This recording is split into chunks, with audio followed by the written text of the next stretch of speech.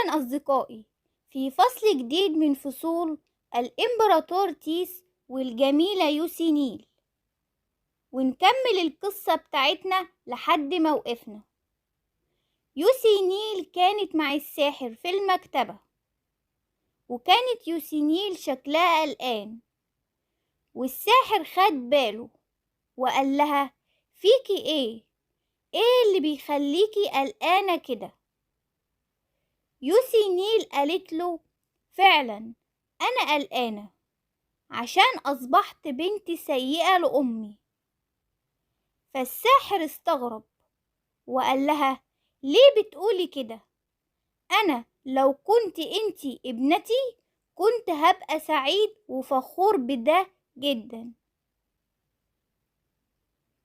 يوسي نيل بتضحك، وبعدها الساحر بيقول لها إن السبب في اللي بيخليها معتقدة إنها ابنة سيئة عشان عندها آراء مختلفة عن والدتها، وبيسألها على إنها قلقانة على مستقبلها وحياتها المهنية. ردت يوسي نيل عليه وقالت له: فعلا هو ده السبب، وقالت إن أمها ضد الطريق اللي هي عايزة تمشي فيه. رد الساحر عليها وقال لها: والدتك فعلا شكلها قلقانة عليكي. وبيقول لها: أنا لو مكانك كنت فضلت وراها لحد ما أقنعها. يوسي نيل بتقوله: إزاي ده؟ رد الساحر عليها وقال لها إنه هيفضل ورا البحث اللي بيعمله، حتى لو الكل قاله مستحيل برضه هيكمل وهيستمر فيه. وقال لها إنه هو ده رأيه واعتقاده. يوسي نيل فكرت في كلام الساحر واقتنعت بيه. نيجي لبعد كده، يوسي نيل روحت البيت وهي قابلت أختها الصغيرة، واختها قالت إنها كانت مستنياها، وورتها ظرف فيه هدية ليها، وقالت لها إنها وصلت واحد ليها هي كمان. فيوسي النيل بتشوف الظرف وملقتش اسم المرسل عليه، فأختها راحت قالت إن هي عارفة مين، عشان اللي بعت الظرف قال لها إن الإمبراطور عايزها تيجي القصر. واختها لسه بتقول كده، يوسي نيل قالت لها: وطي صوتك لحسن أمك تسمع، وقالت: تعالي نتكلم في أوضتي أحسن. فهم راحوا الأوضة، وأخت يوسي نيل بتقرأ الظرف وبتقول إنه لما هم يروحوا هيبقى فيه هدية كمان. فيوسي نيل بتحاول تقنع أختها الصغيرة عشان ما تروحش معاها، وبتقول لها إن الهدية هي هتجيبها ليها من غير ما هي تروح. فأختها برضو مش راضية وعايزة تروح. فيوسي نيل ما كانش عندها حل تاني، ووافقت على إنها أختها تروح معاها، وقالت لأختها إن الموضوع ده هيبقى سر بينهم وما تقولش لأمها. نيجي لبعد كده، يوسي نيل وأختها راحوا للقصر ووصلوا بالعربة، فاستقبلهم مدير القصر وقال لهم إنه هيوصلهم للإمبراطور تيس. فهم ماشيين، يوسي نيل بتبص لقيت تيس واقف، وتيس فرح جدا عشان إنها جت، ويوسي نيل وأختها استغربوا جدا، وهو استقبلهم وخلى مدير القصر يمشي. وتيس قال لأخت يوسينيل إن الهدايا مختفية في أماكن في القصر، ولازم هي تدور عليهم بنفسها عشان تلاقي الهدايا بتاعتها. فأختها طبعا فرحت جدا وجريت عشان تدور على الهدايا بنفسها. تيس وقتها راح بايس خد يوسينيل وقال لها إنه مبسوط إنها جت للقصر، وهو استقبلها في الحديقة عشان هو عارف إنها بتحب الأزهار، وهو عارف إنها بتحب أختها أكتر حاجة، عشان كده هو عازمها تيجي معاها. يوسينيل وقتها بتبص شافت أختها واقفة ومبسوطة جدا بالهدايا، فيوسينيل شكر تيس جدا على إنه بيحاول يخليها مبسوطة، وكمان خلى أختها سعيدة ومبسوطة جدا. تيس رد عليها وقال لها إنه في حاجة عايز يطلبها منها، فهي ردت عليه وقالت إيه هي الحاجة دي؟ فهو قال لها إنه مش عايزها تقابل الساحر ده تاني، فهي قالت إنه مفيش حاجة بينهم، وهو مجرد أستاذ ليها بس مش أكتر. فراح رد تيس عليها وقال لها إنه يعمل معاها اتفاق، ولو يوسينيل فازت هو هيسيب الساحر ده في حاله ومش هيجيب سيرته تاني، ولو تيس فاز فهو هيطرده بنفسه أو هيخلص عليه خالص. يوسينيل اتفاجئت جدا من كلام تيس معاها، فهو بعدها بيضحك وبيقول لها لازم تكوني قوية أكتر من كده، وقال لها إنه هيستمتع بالاتفاق ده. نيجي لبعد كده، يوسينيل وتيس لبسوا لبس التدريب عشان القتال، وهم بدأوا في القتال مع بعض، لكن يوسينيل كانت أقوى من تيس. تيس بيفكر وبيقول في نفسه إنه الساحر ده مرتبط بدراسة يوسينيل، وده الأسوأ، وإنه هو بيعمل خطة مع نفسه، وهو فعلا متضايق من الساحر ده ومنزعج منه، وهو طول الوقت بيراقبهم، وهو عايز يخلص عليه. بس يوسينيل هتتضايق من تيس جدا وممكن ما تتقابلش معاه تاني، فهو فكر في خطة إنه يخلي يوسينيل تفوز بالقتال اللي بينهم وتكسر دراعه، وهي طبعا بعد ما تكسر دراعه هي هتيجي تشوفه كل يوم ومش هتبقى فاضية تقعد مع الساحر ده ولا تقابله كتير. نيجي لتيس ويوسينيل.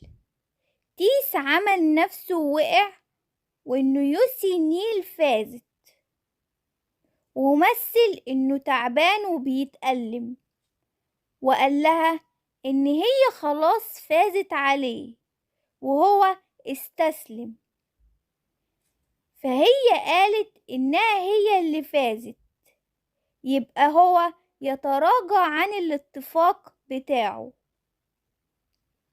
رد تيس عليها وقال لها انتي فزتي عليا، رغم كده انتي ما ضربتيش وجهي، لأن وجهي هو المفضل بالنسبة ليوسي نيل، وهو بيبص عليها بطريقة مريبة جدا.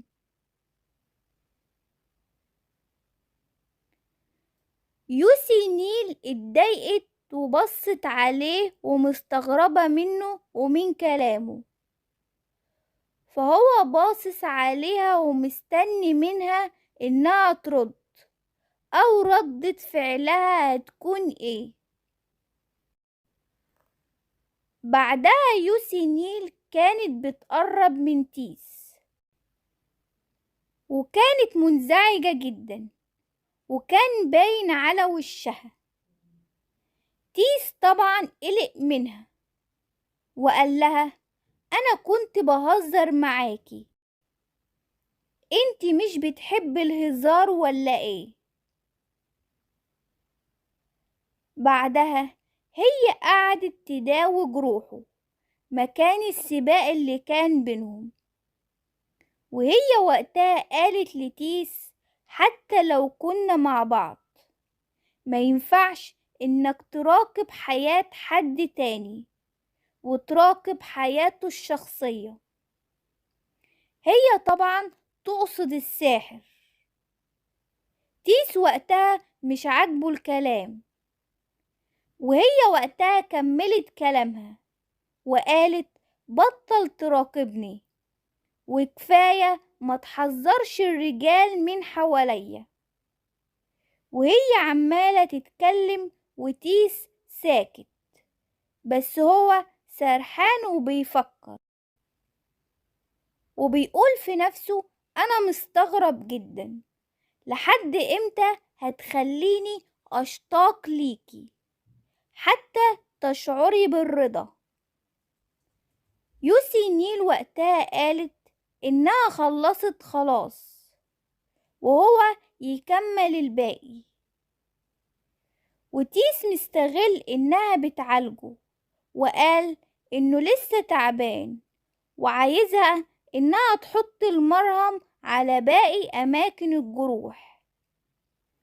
فهي قالت: كفاية كده، انت تقدر تتعامل مع الباقي. وقالت إنها لازم تمشي. تيس قال لها: اقعدي اتعشي معايا. وهي وقتها فكرت شوية، بس في الآخر وافقت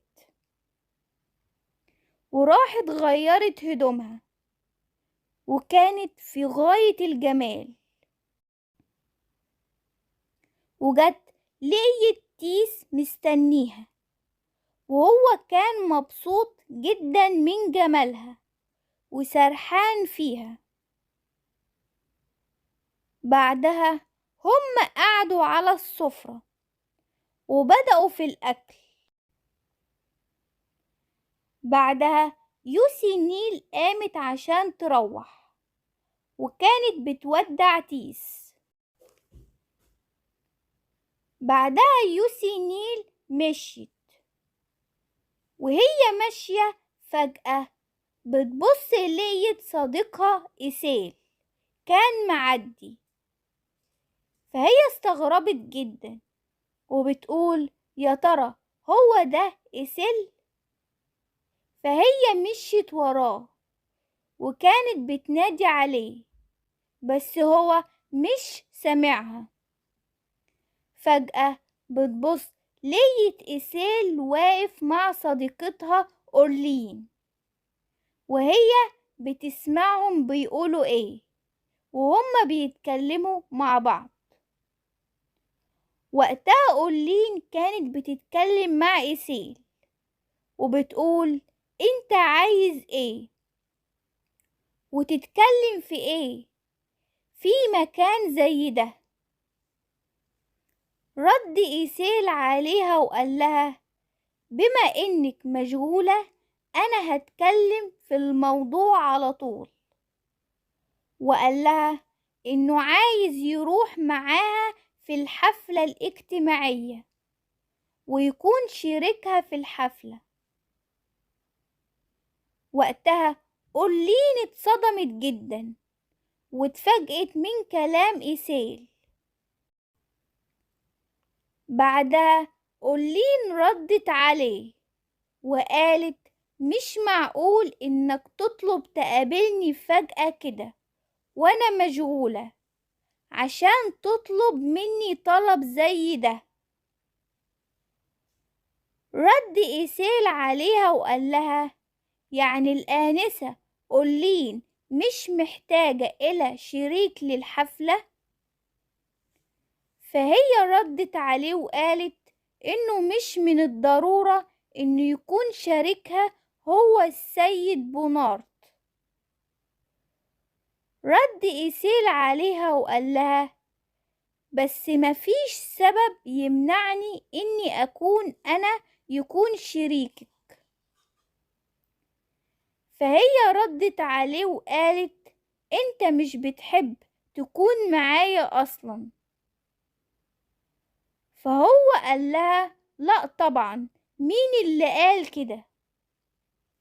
بس قبل كل حاجة انتي بقيتي مركزة جديدة والناس حواليكي بقت بتترقب ده، وده هيكون مفيد ليكي انك ترافقيني في الحفلة. وقال لها انا الابن الاكبر للعائلة وايضا فارس امبراطوري، يعني ده هيكون مفيد ليكي ويكون مفيد لمكانتك الجديدة. وقتها أولين فكرت في كلام إيسيل وسرحت شوية. وقتها كانت يوسي نيل واقفة وسمع كل كلامهم وكانت مبسوطة من الموقف وبتقول كويس إن إيسيل أخيرا اتكلم مع أولين، وهي كانت واقفة وسمعاهم. نيجي لبعد كده، يوسي نيل كانت في المكتب بتاع الساحر وشافت الساحر واقف مع واحد. فهي وهي بتسلم على الساحر الاتنين بصوا عليها. فالراجل ده بدأ يعرف نفسه ليها وقال لها إن هو اسمه أدين وهو الابن الأكبر للماركيز جيلبرت. فهي واقفة ومتنحة. بعدها هما اتكلموا مع بعض والساحر كمان على إنه هيساعده في الدراسة. بعدها أدين قال إنه قبل كده شاف يوسي نيل في لقاء اجتماعي، بس هما وقتها ما تعرفوش على بعض. وهما واقفين بيتكلموا الساحر باصص عليهم ومتضايق جدا وبيفكر وبيقول في نفسه إنه مستحيل إن الماركيز جيلبرت بعت ابنه هنا عشان الدراسة. الظاهر كده إن فيه سبب تاني. نيجي لبعد كده، يوسي نيل وقتها روحت البيت وكبير الخدم قال لها إنه في رسائل جت وهو حطها لها على المكتب. فهي راحت عند المكتب وبدأت تشوف الرسائل اللي جات لها، وجات لها رسالة من زميل ليها عشان هي طلبت منه إن يدور على الراجل اللي كان في المعبد وقال لها عن الشيطان واختفى بعدها، وصديقها ده معرفش حاجة عنه. بعدها يوسي نيل راحت للمكتبة وبتدور في الكتب وبتدور على أي معلومة تخص موضوع الشيطان ده. فجأة يوسي نيل بتسمع صوت من وراها وطلع تيس وبيقول لها أخيرا جيتي. فهي مستغربة جدا عشان هو جه بالسرعة دي. فهي بتسأله عن ده. قال لها إنه جه بسرعة عشان يشوف يوسي خاصته. فهي طبعا تنحت. بعدها هي قالت له إنها عايزة تقوله على خبر هي سمعت بيه، وقالت إن هي عرفت إن إيسيل بيحب أولين، وهي وقتها حكت له عنهم واتكلمت معاه. فجأة وهي بتتكلم تيس مسك ايديها واداها قبلة، وهي وقتها كانت مبسوطة جدا. يوسي كانت في المكتب عند الساحر، وهو سألها إنها هتروح للحفلة ولا لأ. فهي ردت عليه وقالت إنها مدام أصدقائها إيسيل وأورلين رايحين فهي رايحة طبعا. فالساحر سألها فجأة على إنها موافقة تكون شريكة ليه في الحفلة. فهي فكرت شوية وهي رفضت، وقالت إنه لما هي تطلع مع نفس الشخص في كل مرة كده الشائعات هتزيد عليها. فالساحر اتضايق وقال لها طب انتي هتروحي مع مين؟ وهي فكرت شوية. بعدها هي بصت على أدين. وقتها سألت أدين على إنه يكون شريكها في الحفلة. نيجي بعد كده الحفلة، ووصلت يوسي ومعاها شريكها أدين، والساحر وقتها كان واصل قبليهم وكان واقف على جنب. فهم اتقابلوا ودخلوا للحفلة، والراجل صاحب الحفلة بدأ يحيي الناس على وجودها وهم التلاتة واقفين. بعدها يوسي بتبص لقيت أورلين وإيسيل وصلوا، ويوسي مبسوطة جدا عشان هما مع بعض. والراجل وقتها حياهم على وجودهم. وقتها طلب من إيسيل إنه يرقص مع بنته، لكن إيسيل رفض عشان معاه شريكة للحفلة، يقصد أورلين يعني. وقتها أورلين ساكتة وما تكلمتش خالص، والراجل مصمم برضه وبدأ يتكلم وقال إنه لازم يرقص مع بنته، وأكيد شريكته اللي هي الماركيزة مش هترفض ده. وبص على أورلين،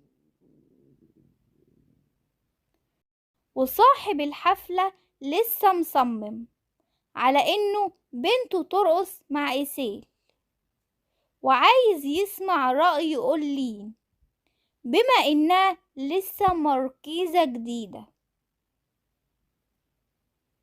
بعدها أورلين كانت لسه هتتكلم، فجأة جت يوسي عشان تسلم عليهم، وسلمت على أورلين.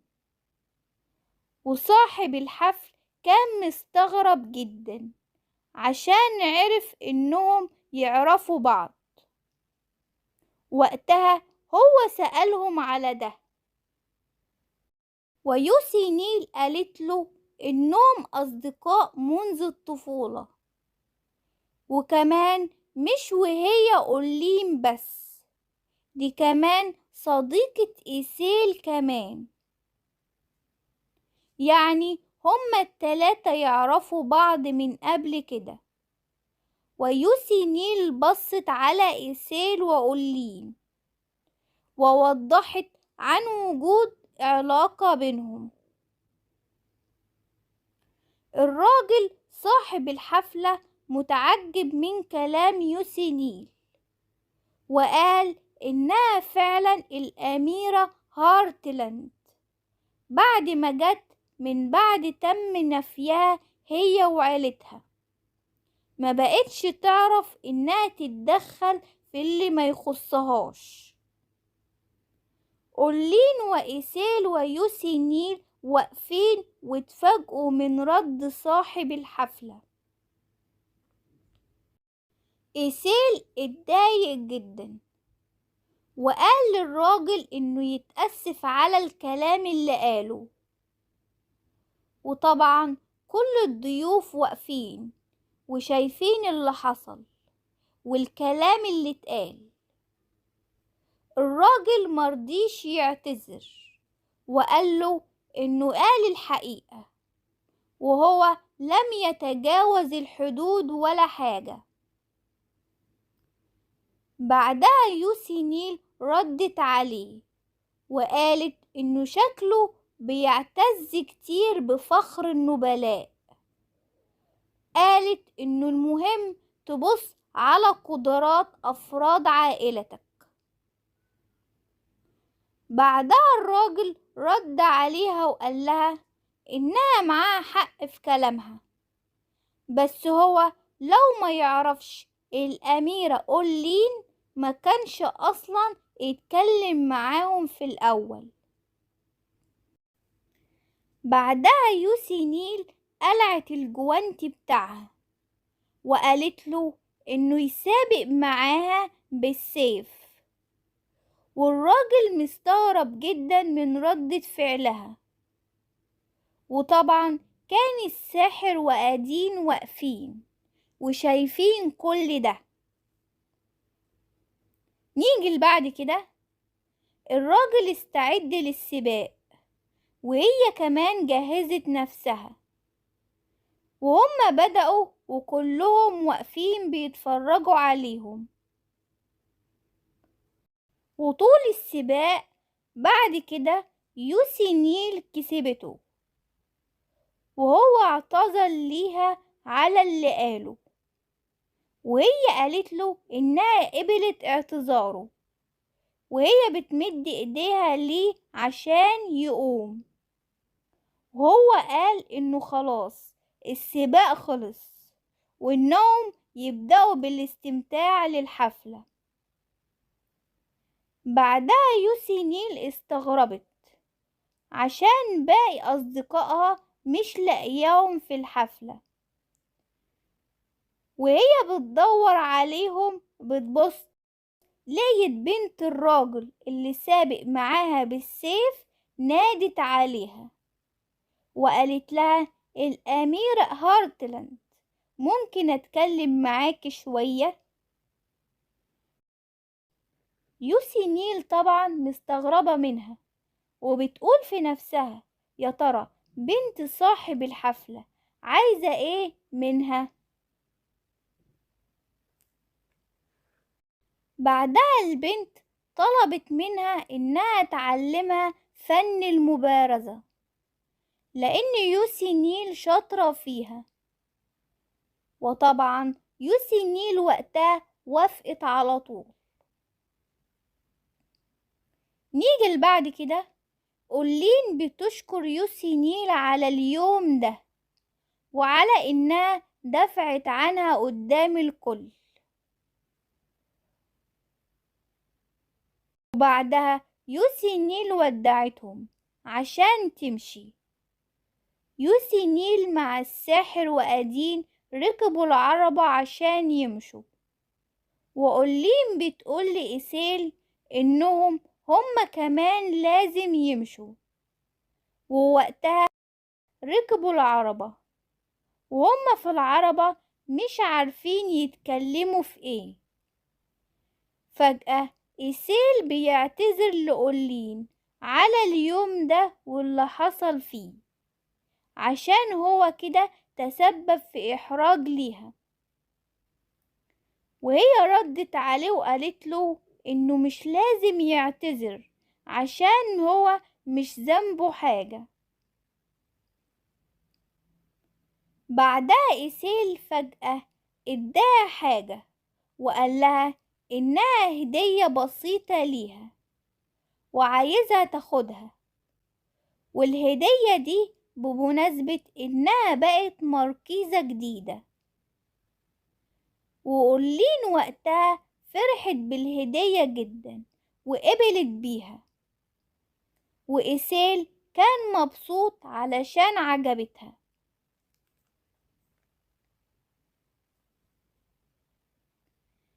نيجي بعد كده يوسي نيل راحت للمكتبة وكان فيه زحمة كتير.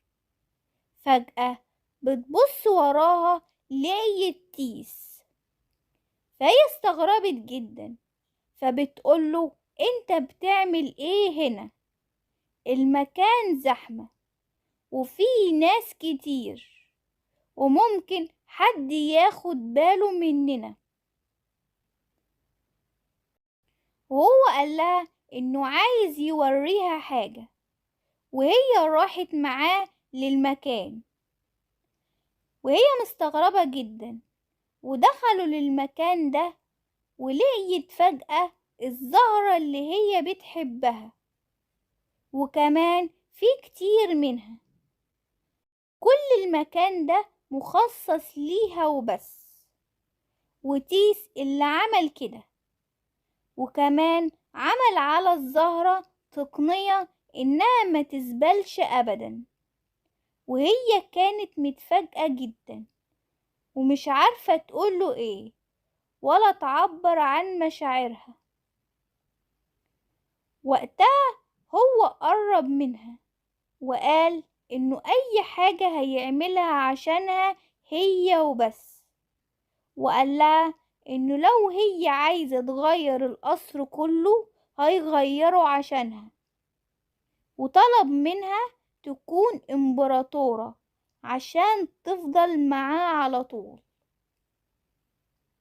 يعني يطلبها للزواج.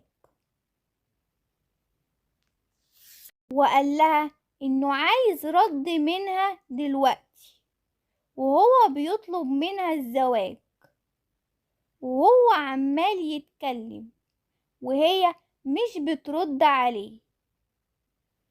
فهو بيسألها على عدم ردها ده ليه، وإيه اللي مخليها ساكتة كده.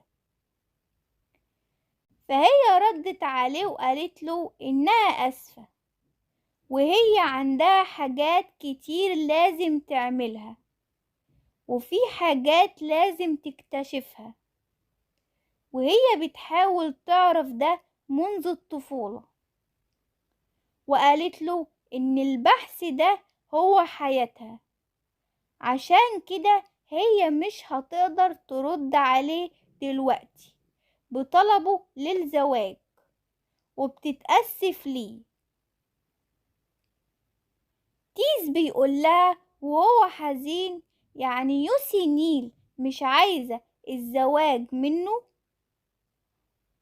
وكده يوسي نيل مش بتحبه كفاية. فهو بيتكلم وهو محبط من ردة فعلها. فجأة يوسي نيل شدته من ايديه وراحت ادتله قبلة وقالت له انه الكلام ده مش حقيقي وهي معجبة بيه وهو شخص غالي عليها جدا، بس البحث ده هو مهم في حياتها جدا وهي عايزة وقت عشان تعرف أكتر عن البحث، وطلبت منه إنه يفهمها أكتر. وقتها تيس كان ساكت وباين عليه الزعل. يوسي نيل ودعته عشان تمشي وقالت له إنها ترجع تشوفه في أقرب وقت. وتيس كمان ودعها وهي مشيت، وهو واقف بيبص عليها وسرحان وبيفكر وبيقول في نفسه إنه هيستناها فترة كمان، وبيتمنى إنها ما تخلوش ينتظر أكتر من كده.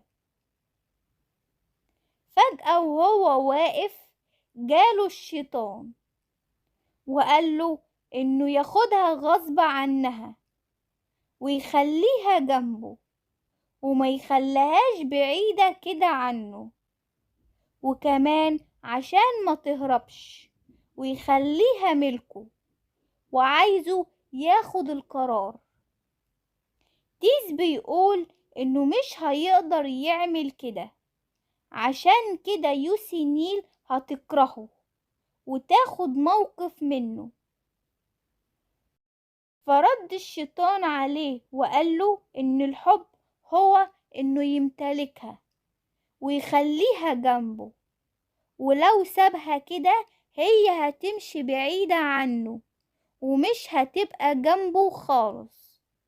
وبيقوله إن وجودها جنبك هو ده الحب الحقيقي، وهو عايزه ياخدها غصب ويمتلكها، وعايزه ياخد القرار بأسرع وقت ممكن، وهو عمال يتكلم ويزن فوق دماغه.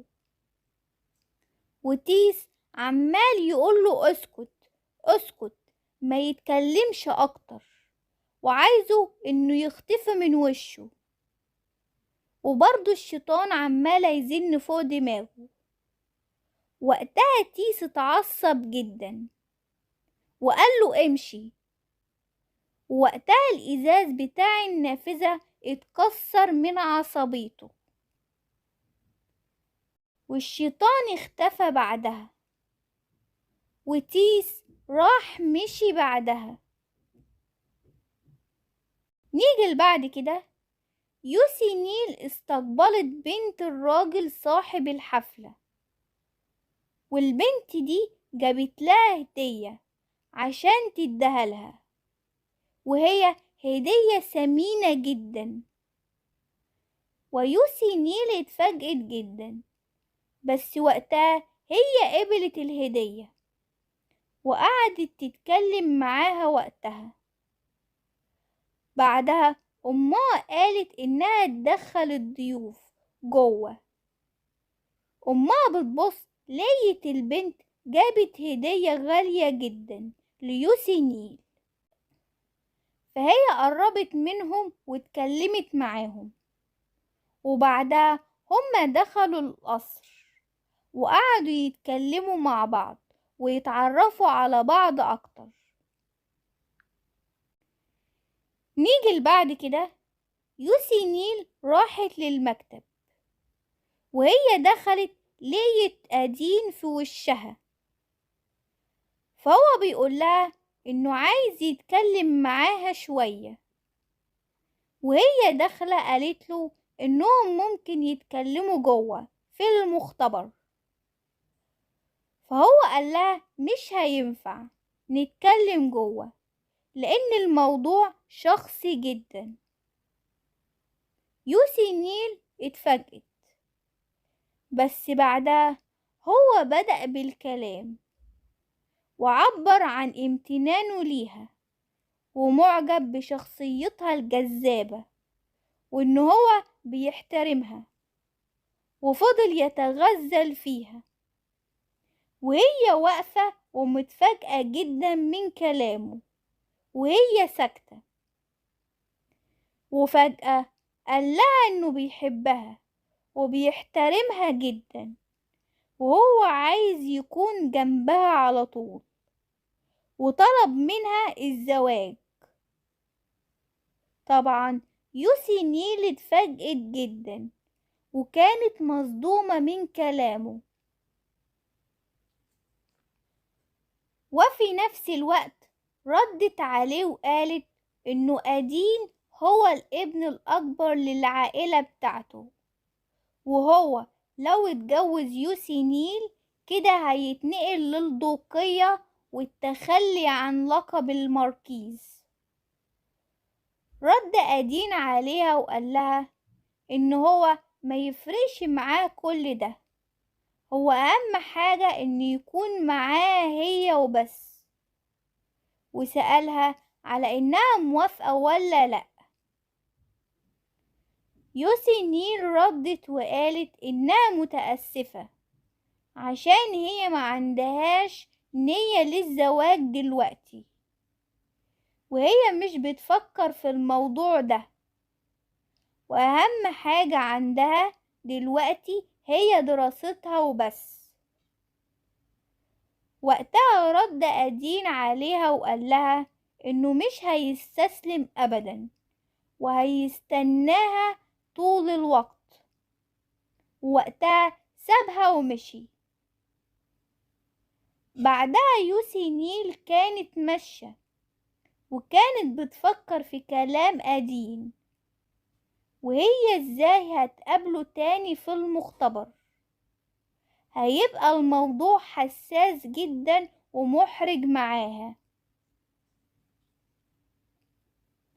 فجأة وهي ماشية حصل هزة للأرض، وهي اتفاجئت جدا، وهي كانت قلقانة على أختها، وقعدت تنادي عليها وهي في الأكاديمية. وهي لقيتها وكانت بتطمن عليها، وأخدتها وروحت البيت. بعدها وصل البيت، وكانت أمهم وأبوهم قلقانين عليهم وبيطمنوا عليهم. والأب قال إنه هيمشي عشان عنده شغل، فهو راح للشغل واستلم رسالة، وهو بعدها بدأ يقرأها، وهو اندهش جدا. ويوسي نيل واقفة وقربت عنده وبتسأله على ايه اللي طلع في الرسالة، خلاه مستغرب جدا. فهو وراها الرسالة، وهي بتبص لقيت ان في قرار طلع بإعدام أدين الابن الأكبر للماركيز جيلبرت. فهي انصدمت جدا من اللي قرأته. يا ترى مين اللي قرر إعدام أدين، ومين وراء الموضوع ده؟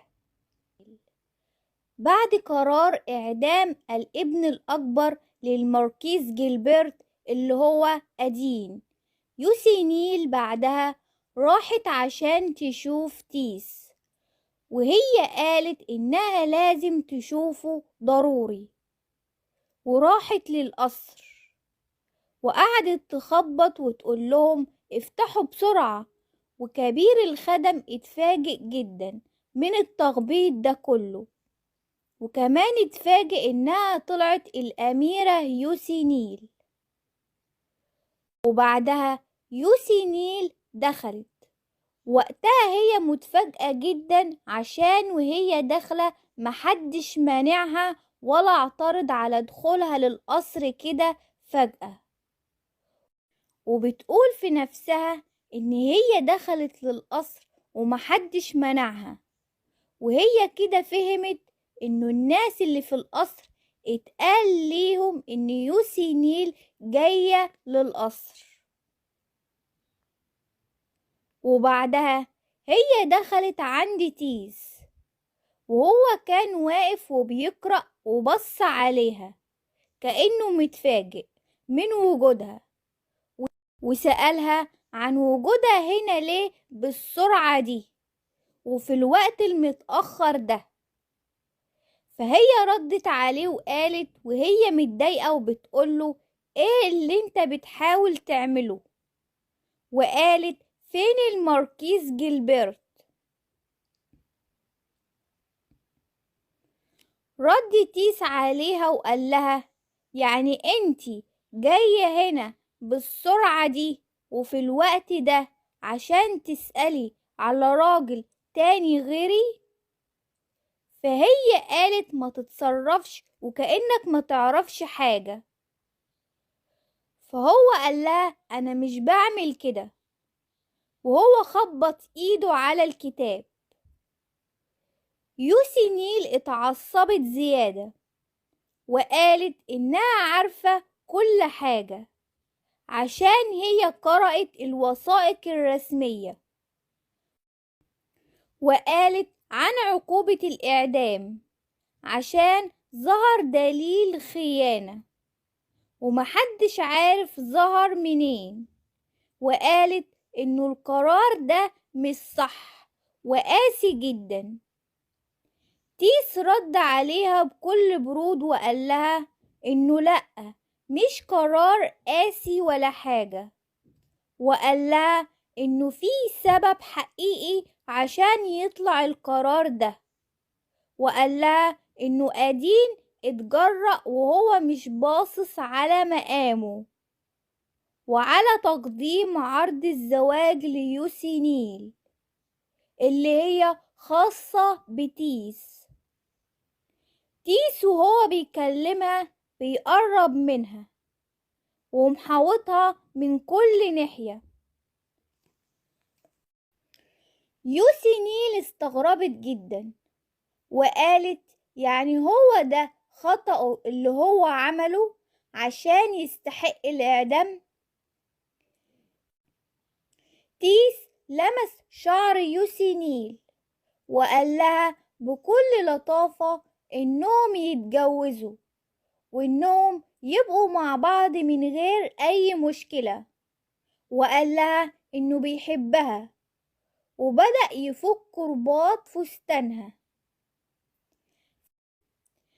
فهي اتضايقت جدا وقالت إنها مش حابة كده ومش عايزة يكون الموضوع كده عشان هو الإمبراطور، وهي مش عايزاه يتصرف بقساوة كده مع حد، ومش عايزة إنه أي قرار يطلع يكون من طرفه هو، وخصوصا يكون هو بيأذي كل الناس بسببها. وهي حاطة ايديها على قلبه وبتقول إنه مفيش صوت لنبض القلب في صدر تيس، والسبب اللي خلى تيس اللي كان حنون ودافئ أصبح بارد جدا وقاسي. وبتقول هو بقى كده يا ترى عشان مفيش قلب في جسم تيس؟ ده لأنه هو اداها قلبه الثمين كهدية ليها. وقتها هي قالت لتيس إنه يسيب أدين في حاله وما يعملش فيه حاجة، وعايزاه يعمل كده عشان خاطرها. فهو رد وقال ماشي، وقال لها إنه هيعمل كده عشان يوسي نيل عايزة كده وبس، وقال لها إنه هيعمل أي حاجة من أجلها، وقال لها إن هي الوحيدة اللي بتخليه كده وكويس، وطلب منها إنها تروح معاه مكان هو عايز يوريها حاجة. فهي مسكت إيده وراحت معاه، وفضلوا ينزلوا من على السلم وهي معاه، وهو بيفتح الباب وهي مستغربة من المكان اللي هو أخدها عنده عشان هي أول مرة تشوفه، على الرغم من إنها بتروح القصر كتير. وتيس قالها إنه في سر مخفي في المكان ده وهو عايز يظهر ليها السر ده. فجأة فهو فتح الباب وكان فيه شخص في المكان ده رائد. يوسي نيل استغربت جدا وفضلت بصة على الشخص ده وبتقول مين ده؟ تيس قالها إنه ده الإمبراطور الأول، وده جسم الإمبراطور الأول اللي أسس الإمبراطورية الشمالية، وقال لها إنه تم تطبيق سحر الحفظ عليه زي اللي على الورود اللي بتحبها، وقال لها إنه تم تخزينه على طول تحت الأرض في أسفل الإمبراطورية من ساعة تأسيس البلاد.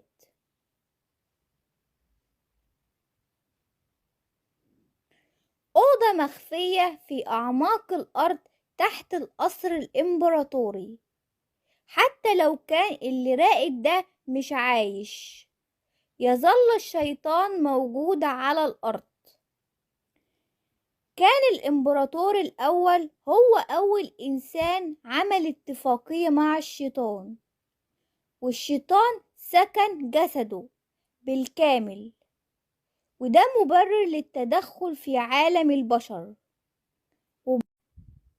وبعد وصوله إلى السلطة بدأ العديد من الحروب، ووقتها الشيطان بدأ بالتهامه فقط قبل ما يتم التهام روحه بالكامل. بس في الآخر تمكن الإمبراطور الأول من إيقاف الشيطان عندما طعنوا بقلبه. بس مش معنى إن الإمبراطور الأول مات ده إنه الشيطان اختفى معاه. وقتها انتقلت دماء وخطايا الشيطان إلى نسل العائلة المالكة، واستمرت حتى وصلت لتيس، وهو كمان مش هيقدر يتجنب المصير اللي هيحصل معاه زي اللي حصل مع الإمبراطور الأول، لأنه هو كمان عمل اتفاقية مع الشيطان زي ما عمل الإمبراطور الأول. تيس مش عارف مصيره ايه، ولا هيبقى زي مصير الإمبراطور الأول ولا لأ. وقتها تيس بيفكر في ردة فعل يوسينيل بعد ما شافت الأوضة دي عشان اللي شافته، وقلقان لا تكون مش هتكون جنبه بعد كده وهتكرهه، وعمال يفكر كتير وقلقان من ردة فعلها، وهو مش عارف وقتها يعمل ايه، وهو مش هيعرف يعيش من غيرها. فجأة وهو عمال يكلم نفسه يوسينيل قالت وهي متفاجئة إن ده مدهش، إن مظهر جسده نابض بالحياة، وهي وشها بيضحك ومبتسمة، وبتقول إيه هي القوة اللي بيستخدمها الإمبراطور الأول حتى يتمكن من ممارسة السلطة حتى بعد ما مات. طبعا تيس مستغرب جدا ومتفاجئ إن دي طلعت ردة فعل يوسينيل، كان متوقع حاجة تاني. يوسينيل لسه متفاجئة وبتقول إنها عندها فضول بخصوص السحر اللي هو بيستخدمه، الحفظ الدائم، وهي عايزة تختار السحر ده كموضوع في البحث بتاعها.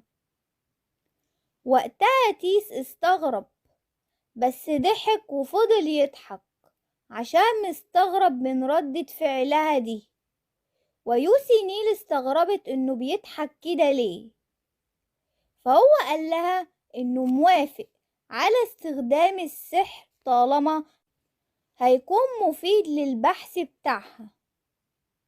وبعدها هو خدها وطلع من المكان ده، بس يوسينيل ساكتة، مش عارفين بقى هي دي ردة فعلها الحقيقية ولا هي بتمثل على تيس. بعدها تيس قال لها إنه عايز يتم الزواج منها بعد نهاية دراستها، وعايز رد منها دلوقتي. فهي قالت له وحكت له على الزلزال اللي حصل في العاصمة وتم تدمير البرج بالكامل. تيس تنح وسكت، وهي مستنية رد منه. فهي قالت له إنه بيتجسس عليها ولا إيه، وإن ده هيحصل كل مرة هي هتكون فيها، وبتقوله إنه يوقف على اللي بيعمله، واللي هو قلقان منه مش هيحصل. تيس بعدها بيتأسف ليها فهو طلب منها تكون جنبه الليلة وما تمشيش، فهي وافقت. فهو استغرب عشان هي وافقت كده على طول، فهو سألها من السبب في موافقتها على طول كده. فهي قالت له خلاص، مادام هو مش عاجبه هي هترجع للبيت وهتمشي. طبعا تيس مسك في دراعها وقال لها خلاص خلاص مش تمشي، خليكي جنبي. وقال لها انه مش هيسأل تاني، بس خليها جنبه. وقال لها انه يا ترى هي زعلانة منه. فهي لمست شعره وقالت لأ خلاص. بعدها هما راحوا للأوضة وهي نورت الأباجورة، وتيس كان على سريره وهي قاعدة جنبه، وقالت له إنها هتفضل جنبه طول الليل عشان كده ينام كويس. تيس مبسوط جدا وقال لها إنه هينام براحة أكتر عشان يوسي نيل الخاصة بيه جنبه. وهي لمست راسه وقالت إنها هتفضل معاه طول الليل، حتى في الصباح هتكون موجودة. تيس قال لها إنه مبسوط جدا وحاسس إنه رجع طفل من تاني. وبعدها هو بدأ يغمض عينيه وهي حاطة ايديها على راسه. فهي بص عليه بإعجاب وبتقول إنها بتحب تشوف تيس وهو نايم، شكله بيبقى لطيف قوي. يوسي نيل يا ترى بتتوهم وبتتصرف كأنه مفيش حاجة حصلت، بس يا ترى ممكن إنها تقبل بتوهمها ده بأن كل حاجة هتكون كويسة؟ يوسي نيل قاعدة وسرحانة وبتفكر وبتقول مع نفسها إنه تيس خلاها تشوف جسد الإمبراطور الأول، اللي هو أول واحد عمل اتفاقية مع الشيطان. وبتقول إن تيس بيتغير على طول، وكل ده مخليها قلقانة ومش مطمنة. نيجي لبعد كده يوسي نيل في المكتب وكانت بتخلص شغلها، وهي بصت على مكتب أدين وبتقول إنه تم إلغاء حكم إعدام أدين، وإن تم أمره بمغادرة البلاد. وبتقول إنه تم إنقاذ حياة أدين، ولكن مفيش حاجة هتبقى على حالها من قبل ما كان قبل كده. في يوم 2 واقفين بيتكلموا عن الإمبراطور وبيقولوا لبعض على الزلزال اللي حدث في العاصمة من فترة، وهم عايزين يعرفوا ايه اللي حصل وقتها، وعايزين يعرفوا عن القصر الإمبراطوري. وهم بيتكلموا فجأة يوسي نيل معدية من جنبيهم وسمعاهم وهم بيتكلموا مع بعض، وهم بيقولوا إن الإمبراطور بيجهز حفلة للترحيب بقدوم الإمبراطورة، وبيقولوا لبعض إن سن الإمبراطور تيس مناسب للزواج، وبيقولوا إن الإمبراطور ما قالش حاجة، بس الكلام اللي داير هو كده. يوسي نيل واقفة جنبيهم وسمعاهم وبتقول مع نفسها الإمبراطورة ده يعني موضوع الشائعات المنتشرة اليومين دول على تيس، وبتقول إنه تيس عرض عليها الزواج مرة تانية. يا ترى ده موضوع الشائعات والحفلة؟ ولسه الاتنين دول بيكملوا وبيقولوا إنهم سمعوا إن عيد ميلاد جلالة الإمبراطور قرب جدا، وبيسألوا يا ترى وقتها هيتم الإعلان عن الزواج، وهم مستنيين اللحظة دي وعايزين يعرفوا مين الإمبراطورة اللي هتكون مع الإمبراطور تيس. يوسينيل مشيت وسرحانة وبتفكر مع نفسها وبتقول إنه تيس خد قرارات صارمة بالفعل الفترة الأخيرة، وبتقول لو كانوا يعرفوا إن يوسينيل قضت ليلة مع الإمبراطور لكانت هناك ضجة كبيرة. يوسينيل وهي ماشية في بنتين نادوا عليها وبيسألوها على إنها الأميرة هارتلاند ولا لأ، فيوسينيل قالت إنها هي وهم عايزين إيه منها. فالبنات دي قالوا لها إنهم كانوا بيدوروا عليها من فترة وهم عايزين يعرفوا شوية حاجات وعايزين يستفسروا عنها، وقالوا لها إنهم سمعوا إنها مقربة من الإمبراطور تيس، وسمعوا إن يوسينيل كانت صديقة ليه منذ الطفولة. يوسينيل قالت إنها عارفاه من ساعة ما هي كانت صغيرة. بعدها فجأة البنات دي قالوا إنها ما تعرفش مين اللي الإمبراطور هيخليها تحضر حفلة عيد الميلاد بتاعه. يوسينيل اتفاجئت جدا وقالت إنهم بيسألوا ليه، اشمعنى هي يعني؟ فهم قالوا إنه بما إن الأميرة يوسينيل والإمبراطور تيس يعرفوا بعض، فهم قالوا لها إنه ممكن الإمبراطور تيس قال لها على الموضوع ده، ويمكن تكون يوسينيل عارفة مين هي يا ترى. وقالوا إنه الإمبراطور بلغ سن الرشد من فترة، يعني قد حان الوقت للحصول على رفيقة لي الآن. يوسينيل ردت وقالت إن الأمر ده متروك لصاحب الجلالة عشان ده قراره، وقالت إنها ما تعرفش حاجة عن الموضوع ده، بس هي عارفة حاجة واحدة بس.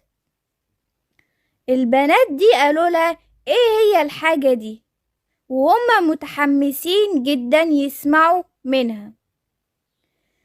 فيوسينيل فجأة قالت لهم إنهم سيدات ما عندهمش أخلاق، وقالت إنهم بيسألوا عن أمور شخصية، وكمان هم مش عارفين بعض، وهم وقحين لما عملوا كده. البنات دول استغربوا جدا وبدأوا يتأسفوا ليوسينيل. يوسينيل وقتها كانت متضايقة جدا وبتقول مع نفسها إنها ليه مش معتقدة إنها هي هتكون الإمبراطورة اللي الناس بتتكلم عنها، وهي بتقول إنها بتفكر إزاي عن الموضوع ده، وهي في الوقت اللي مش عايزة شائعات تنتشر تخصها، وهي بتناقض نفسها لأنها وقتها غارت لما البنات دول سألوا على تيس، وفي نفس الوقت مش عايزة حد يعرف بعلاقتهم. نيجي بعد كده، الوقت بيمر بسرعة وجت الحفلة عيد الميلاد الإمبراطور، والكل جاهز للحفلة، وكمان وصلوا عائلة هارتلاند اللي هي يوسينيل وعائلتها. وكانت يوسينيل جميلة جدا، واختها كانت متفاجئة جدا من الحفلة، وكانت مبسوطة ومتحمسة جدا وقتها. والد يوسينيل جه وانضم ليهم، وبعدها دخلوا للحفلة، ويوسينيل واختها كانوا واقفين، واختها جريت عشان تشوف بنت تعرفها، فيوسي نيل لسه بتنادي على أختها. فجأة يوسي نيل بتبص وراها لقيت صديقتها أولين. يوسي نيل كانت مبسوطة جدا من مظهر صديقتها، وبتسألها على القلادة اللي هي لابساها إنها جميلة جدا. أولين قالت إنها من إيسيل، وهي محتارة ومش عارفة تاخد قرار بشأنه وبشأن علاقتهم. يوسي نيل قالت لها إنها تاخد وقت كويس وتفكر. فأولين ارتاحت لما اتكلمت مع يوسي نيل وشكرتها على مساعدتها. فجأة وهم واقفين جلالة الإمبراطور تيس وصل، وهو داخل.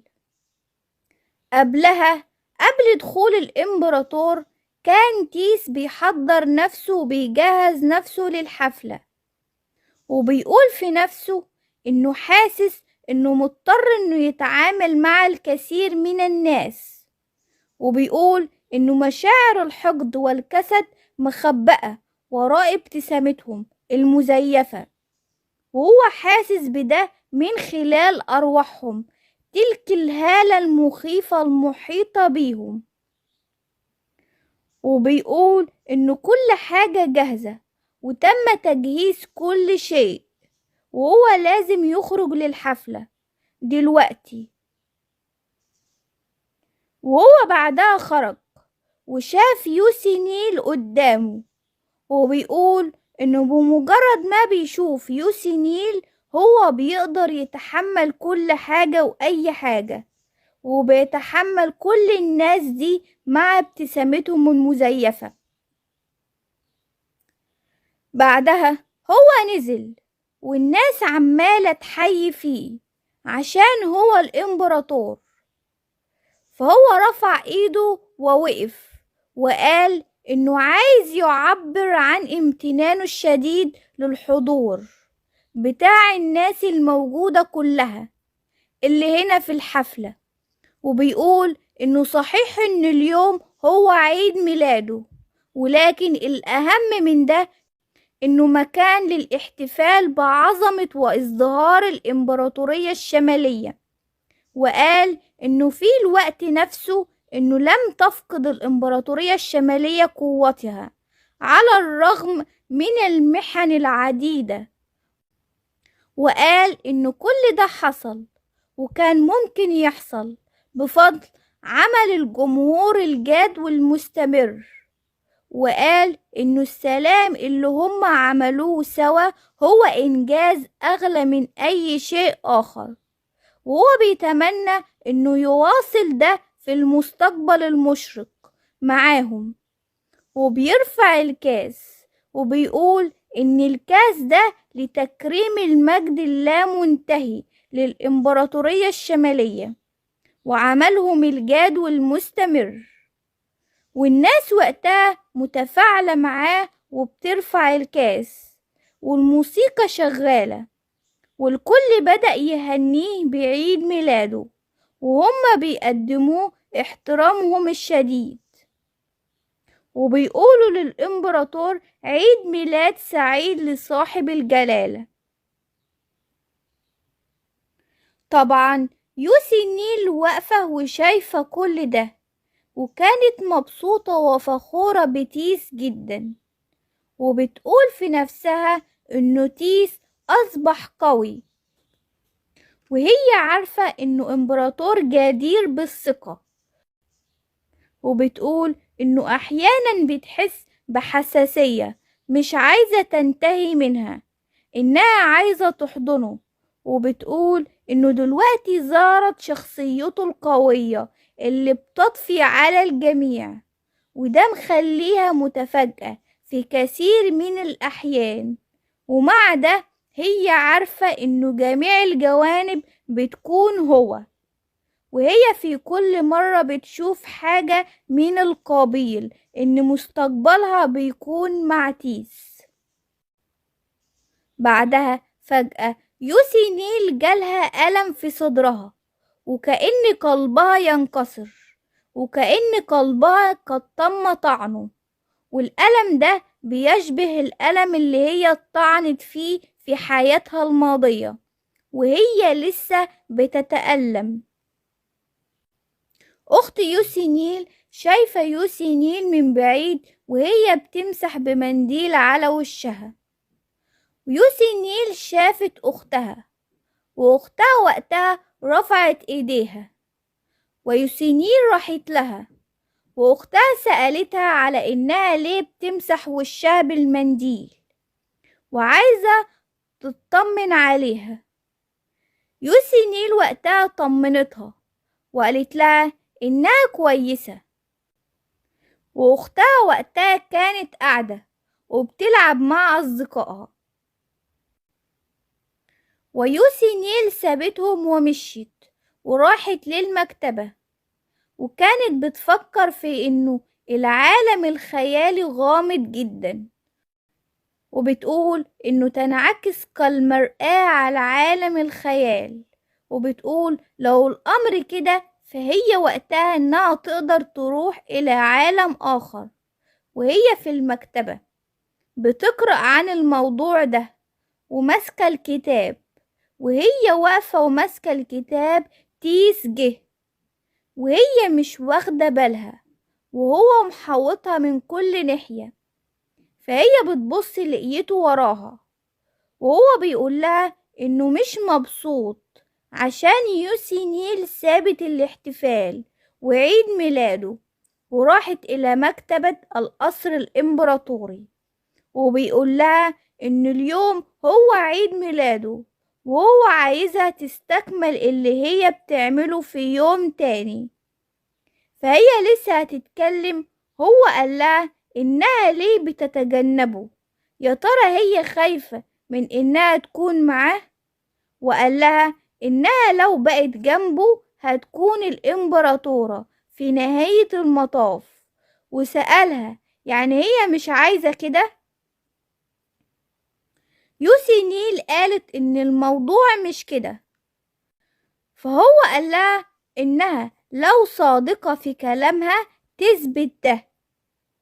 فهي اتفاجئت جدا، وتيس كمل وقال إنها تسلمه نفسها، وهي لو مش عارفة تديله قلبها يبقى تديله جسمها، وهو قال لها إنه عايز يحس بيها حتى لو للحظة واحدة، وهو مقرب منها جدا. وبكده يكون انتهى الفصل. لو عجبك الفيديو ما تنساش تعمل لايك وتشترك في القناة وتفعل زر الجرس عشان يوصلك كل جديد. سلام يا أصدقائي.